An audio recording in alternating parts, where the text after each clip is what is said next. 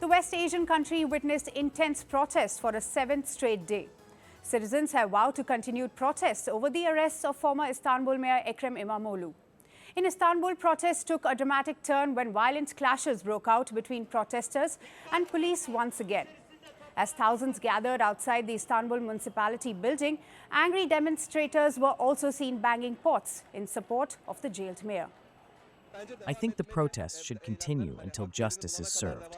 This will be a stronger resistance than the 2013 Gezi Park protests, because the issue is no longer just a tree, it is the government itself. There is a loss of democracy. We will continue to take to the streets as long as we have to, until we win back democracy. Major protests also broke out in the capital city of Ankara, where the demonstrators held rallies expressing their rage over the CHP leader's arrest. And police used water cannons to disperse the mayor's supporters. First of all, it is clear that these actions will yield some result whether Istanbul Mayor Ekrem İmamoğlu is released from prison or not. The situation has now gotten out of hand because I see people here who are full of anger. These people here, we are all students. I am studying at Yildiz Technical University. We are fearless because we believe we have no future anymore. We act as if there is no tomorrow. As protests continue to escalate, many of those clashing with the police were out on streets with their faces covered with scarves or masks. And this was to avoid being identified by the officials, as detentions and arrests continue to increase amid unrest. Around 1,500 people have been detained so far in multiple cities across Turkey. These protesters broke out last week after former Istanbul Mayor Ekrem İmamoğlu was detained over accusations of corruption and alleged terror links. After his detention and subsequent arrest, the Istanbul mayor has been sent to Marmaru jail in Istanbul province. Turkish President Recep Tayyip Erdogan reacted to the chaotic situation in the country, and he urged patience and common sense among citizens, as he described the current political turmoil to be quote-unquote very sensitive days for Turkey. He also warned opposition CHP and said those who are terrorizing the streets will surely face a dead end, as there is nowhere to go.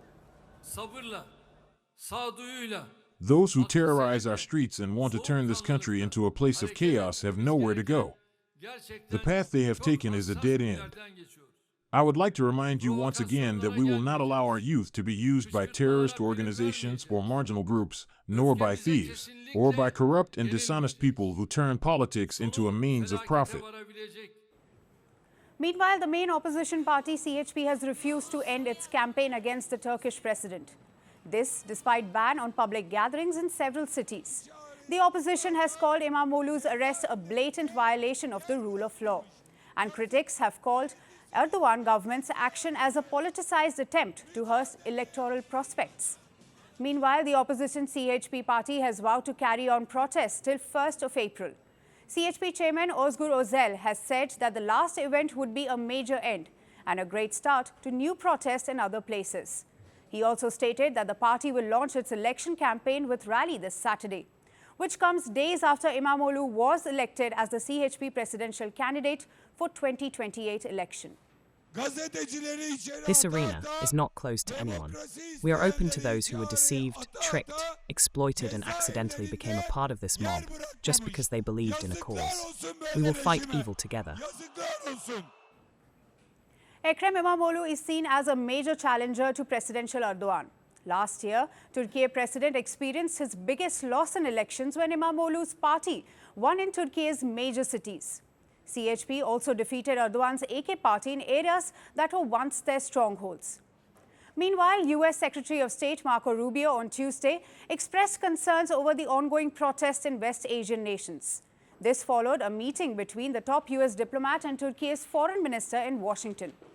Both the leaders also discussed cooperation on security and trade. As the crisis in Turkey widens, a question remains. Will Erdogan be able to maintain his hold on the regime? Greeting you with aloha and namaste. I love India. Presence, occupation of a territory by another country pertains to India, what we saw in Kashmir. The Prime Minister Modi. How do you see Trump's America? Yes, the current administration behaves differently from the previous administration.